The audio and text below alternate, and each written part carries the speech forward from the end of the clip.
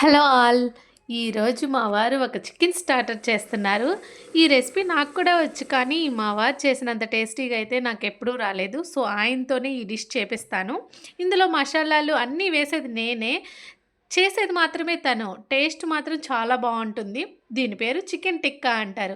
ఒక పుల్లకి capsicum, onions, chicken గుచ్చేసి వండుతారు కదా! సో, అదే చికెన్ టిక్కా. మేమంత పద్ధతిగా ఏం కాకుండా ఇందులో అయితే లెగ్ పీసెస్‌లు కూడా వేసేసుకుంటాం. బోన్ పీసెస్‌లు కూడా వేసేసుకుంటాం. ఇంకా మాకు నచ్చినట్టుగా ప్రిపేర్ చేసుకుంటామనమాట.